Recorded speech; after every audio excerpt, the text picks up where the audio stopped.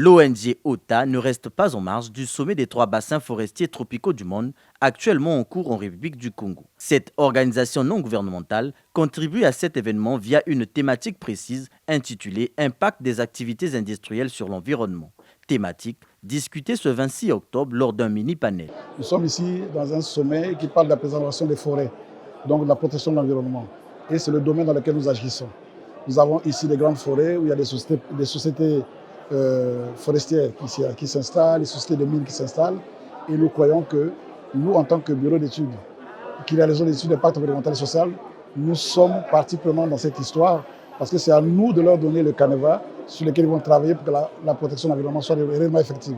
L'essentiel pour nous, c'est que les textes là doivent être à la fois appliqués à notre niveau qui faisons les études, mais aussi le travail que nous faisons soit réalisé par l'État. Parce que nous pouvons faire un travail qui n'a pas d'effet s'il n'y a pas un suivi. Pour atténuer ces impacts, effectivement, il faut les maîtriser. Et la meilleure maîtrise passe par la réalisation des études d'impact environnemental, parce que c'est à travers une étude d'impact environnemental qu'on décline un plan de gestion environnementale. Et dans ce plan de gestion environnementale, il y a tous les aspects, tous les outils, toutes les clés nécessaires pour atténuer les impacts et prétendre préserver l'environnement industriel. Il faut que le cadre institutionnel dans notre pays soit renforcé, notamment par l'implication de tous les acteurs qui doivent protéger l'environnement. C'est donc une opportunité pour cette ONG de présenter ses produits et services afin de gagner encore plus d'écho. C'est également l'occasion de mettre en avant ses missions principales axées sur la lutte contre le gaspillage alimentaire. L'ONG est engagée dans la lutte contre le gaspillage alimentaire. Et j'ai voulu, parmi ce panel-là, engager les ONG, les cabinets d'études d'impact et différentes sociétés, que ce soit minières, pétrolières, dans le bois, pour montrer qu'il y a un impact direct des conséquences de leur activité sur notre environnement et qu'il y a plusieurs acteurs qui sont là justement comme les premiers protecteurs de l'environnement pour limiter leur impact. Ce stand a vraiment été là pour représenter un maximum de thèmes liés à l'environnement. J'ai un Master 2 en politique environnementale, management, développement durable, et jamais j'aurais pu penser que mon pays serait autant avancé dans les questions environnementales.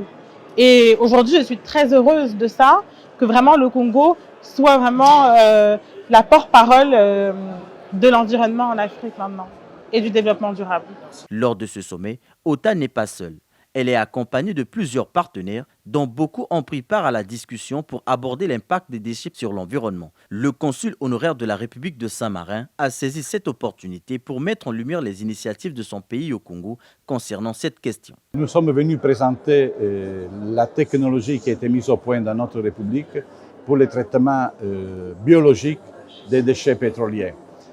C'est une technologie qui est appliquée ici au Congo par une société de droit congolais, à l'occurrence la société Green Service, qui prend en charge ces déchets et met en place une économie circulaire.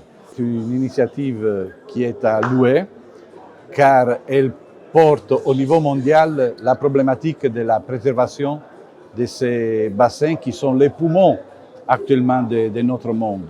Donc il faudrait voir maintenant comment des pays tels que le Congo, qui sont les moins polluants de la planète, puissent avoir un bénéfice dans la protection de ces forêts. Cette organisation ambitionne de devenir l'une des ONG pionnières dans le processus de protection de l'environnement en République du Congo en adhérant aux initiatives du gouvernement. Le sommet des 3 bassins est donc une opportunité en or pour elle afin d'alerter les pouvoirs publics sur la nécessité de préserver les forêts et la biodiversité car l'avenir du monde en dépend.